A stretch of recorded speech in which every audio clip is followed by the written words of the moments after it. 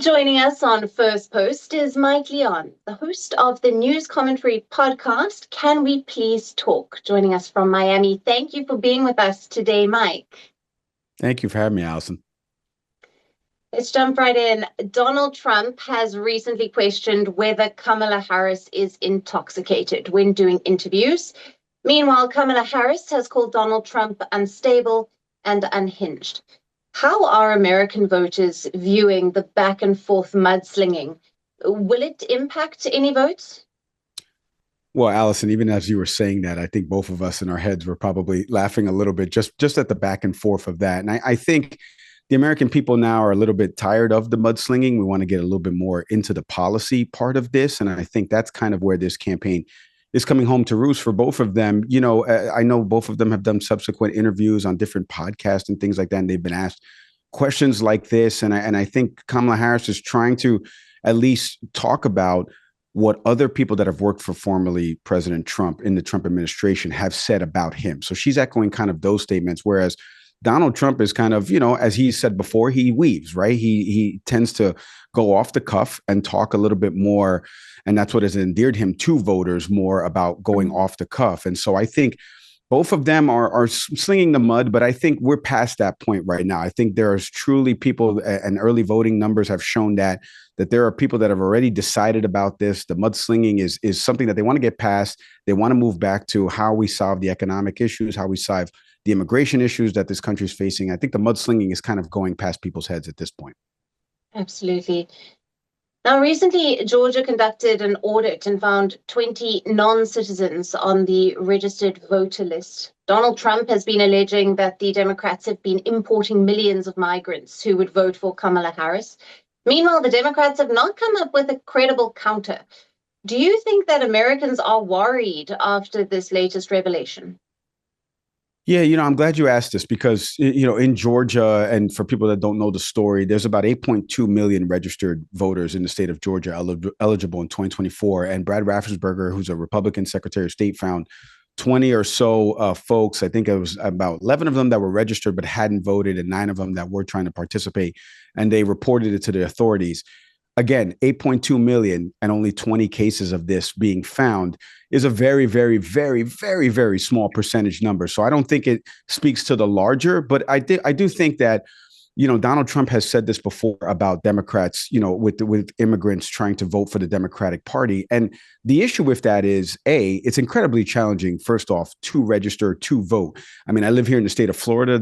It's not an arduous process, but there are certain things that you have to go through from the DMV perspective, from having a license or a passport, something like that, to prove that you are a U.S. citizen. So there's a lot of measures in place. And remember, 50 different states in America, 50 different rules and state regulations around voting and how you register to vote. So I think the numbers don't bear it out that it's a wider problem. And just by that Georgia example, for instance, but I also think that it's such a labor intensive process for people to go to vote. I would love for the process to be a little bit more streamlined and come from a federal mandate so that every state is implementing it the same way. So I think it doesn't bear out because this is kind of the rhetoric that he's talked about. And the numbers just don't bear out that there are millions of people that are illegal that are trying to vote because it's an arduous process to do that. Right.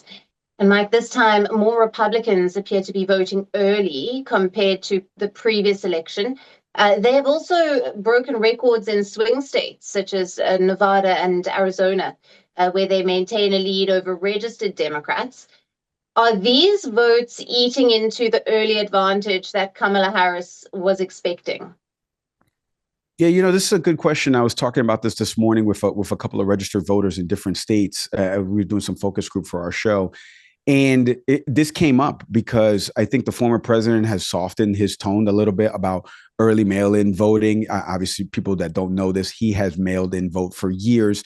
Some reason that flew over everybody's head. So mail-in voting, early voting, all of this has kind of been toned down a little bit on his side. And it's kind of bearing out that when he says something, his base of supporters tend to follow it. And now 47 of the 50 states allow early voting here. And they've gone out, like you said, in the numbers. So it is cutting into the margin of what Democrats were expecting to be ahead of come November 5th. And, I think 31 million people or so have already done the early voting process. There's been about 57 million people in total that are going to either participate in early voting or have requested a mail-in ballot here on the US side. So that tends to normally lean more Democratic. But like you said, the numbers are showing that more Republicans are starting to embrace that process of being able to go vote. Here in the state of Florida, I'm actually participating in early voting because it started on October 19th, which gives you less time to deal with November 5th traffic, at the registering polls and where you're going to vote. So I do think it's surprising, but it speaks hand in hand to what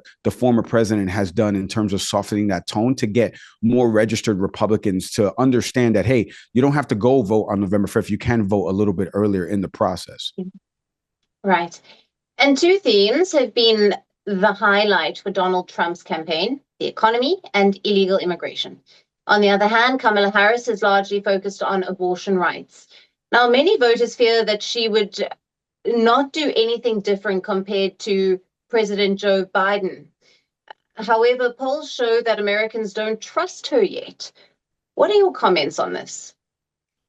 Yeah, I mean, I think both things can be true, right? I think former President Trump can reflect on 2018, 2019, and that's what the Republican campaign has been messaging about. Hey, are you better off 4 years ago than you were now? Like, are you still making the same? Are you making less? Are consumer goods higher? They are year over year, even though they've come down since the pandemic, but they're still higher, right?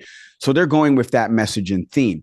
The problem I have with it is there are some core issues that are being heightened, especially on the immigration front. As a kid of immigrants who came here from Cuba in 1960, this is something that's very personal to me. Living here in Miami, the gateway to Latin America, I think the way the former president has talked about immigration, to me, is shameful because there are core issues underlying with respect to the asylum trials and how we process people when they do come to the legal ports of entry and how we deal with that process and what Congress can do from a legislative perspective around that.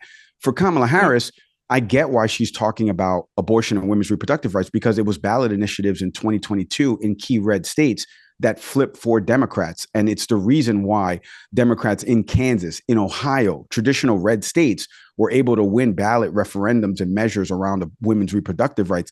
The problem is, has that really changed over the last 2 years now that we know it's a national issue? Is it smart to continue running on that as opposed to the pocketbook issues that people tend to feel? We're going to find out in just a few weeks if that is smart, but it is one of the things that voters have identified in their top 4 to 5 voting issues here in the US. So it's smart for both of them to run on it because each of them have championed those things, one on the economic front, one on women's reproductive rights. Yeah. And an interesting pattern that we've seen this year is both Donald Trump and Kamala Harris bypassed traditional media for internet podcasts. As a podcast host yourself, who do you think has more successfully appealed to young voters so far, and why? This is such a great question, Allison. And obviously you wouldn't be talking to me because without a podcast, right? And so even though I was a former news producer, but podcasting has created for people, especially since 2020, where over 2.9 million new podcasts were started and now have been birthed since the pandemic when people were at home. It's given people a new medium and a new outlet to get in news and information. Some of it is dangerous, I would argue. Some of it is good, like, can we please talk, right? But also what comes with this now is more celebrities entering this fray and being able to have a platform. And Kamala Harris and Donald Trump have both effectively, in my opinion, gone on both of these type of podcasts. Kamala Harris went on All the Smoke, a popular NBA podcast here, Call Her Daddy, which has millions of followers. Donald Trump's going on Joe Rogan's podcast this week, which has 11 million downloads a month. And he's been on Logan Paul's podcast, a couple of other comedian shows. And I think both of them, what it does for each of them is it tends to humanize them. The campaign can create content off of that and say, look, this is what a normal, rational person sounds like outside of the politician garb, right? And for the Harris campaign, they're at least, when they went on Call Her Daddy's a female-driven podcast. The goal is to get more white females to turn out this election. So they're targeting audiences based on those listener demographics. I think for both of them, they've come off at times a little bit more human, personable than, the chief officer of this country. And so I think that that's a good thing. And the campaign has been able to create content off of it. And non-traditional media is the route that people feel is better for them because there's more of an audience listening to these podcasts. Absolutely. Mike, thank you very much for being with us and for your valued insights on all of the election talk. Really appreciate you being on First Post. Thanks for having me, Allison.